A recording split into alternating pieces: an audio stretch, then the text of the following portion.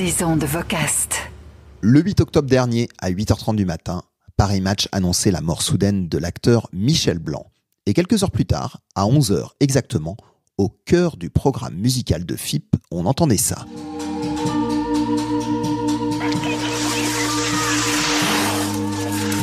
Oh Bernard, je suis là. Oh, j'arrive.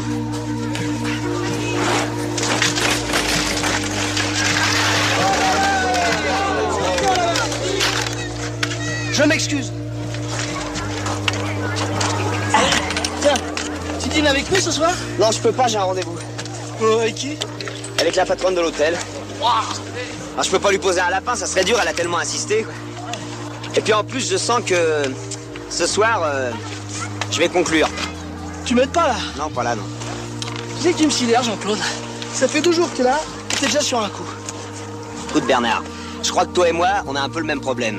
C'est-à-dire qu'on peut pas vraiment tout miser sur notre physique, surtout toi.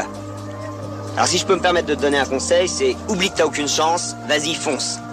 On sait jamais, sur un malentendu, ça peut marcher. Bon, je vais prendre le télésiège, faut que je me change. Mais t'as intérêt. Ouais, éveille-toi parce que ça va fermer les télésièges. Tout ça pour rappeler qu'une radio, même musicale, c'est avant tout quelque chose de vivant qui doit être réactif, et c'est l'une des raisons pour lesquelles vos auditeurs vous écoutent encore. Toujours gardez ça en tête. Bravo FIP.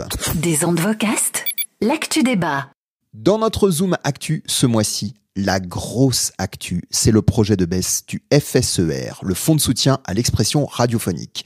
Et toutes les radios associatives, tant au niveau national que sur le terrain, sont montées au créneau. Dernière petite question, je me sens obligé de la poser, mais justement on a l'espace France Service ici à Bologne, des espaces qui profitent donc au public bien sûr, et on est plus de 770 radios locales associatives en France, et nous mettons en avant ça régulièrement. Quelle est votre position sur la coupe budgétaire de 10 millions d'euros au Fonds de soutien à l'expression radiophonique ? C'est dans la copie initiale, effectivement, mais ce sera largement discuté au Parlement. Moi, j'ai eu l'occasion de le redire dans le dernier Conseil des ministres qui s'est tenu mercredi, donc hier, et de réaffirmer l'importance qu'on accorde à la liberté de la presse, au travail que vous faites à tous les échelles, et peu importe les médias, pour contribuer, encore une fois, au bon fonctionnement de la démocratie en France. C'est un point essentiel pour le Premier ministre et pour le gouvernement, parce que dans des périodes parfois troublées où les discours complotistes, populistes peuvent gagner du terrain, le travail des journalistes est essentiel, et donc il serait, je pense, stupide et contre-productif que de renier sur ça. Voilà. Merci Madame la Ministre. Merci. C'était un extrait de Active Radio à Joinville qui a interrogé Maud Bréjon le 24 octobre sur le terrain lors d'un déplacement à Bologne. Les radios ont montré leur présence, on en discute tout à l'heure avec Jean-Marc Courrèges-Sénac dans notre grande interview en fin de podcast.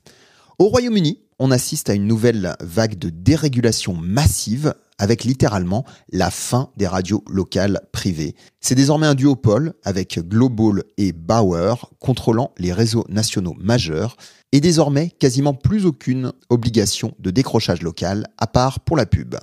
Il y a 5 ans seulement, ces radios devaient faire 7 heures de programmes locaux et en direct chaque jour sur des petites zones et sans aucun voice track autorisé. Donc un sacré changement en peu de temps en termes de proximité, mais au niveau national, des audiences au beau fixe et des revenus en hausse. Des ondes Vocast.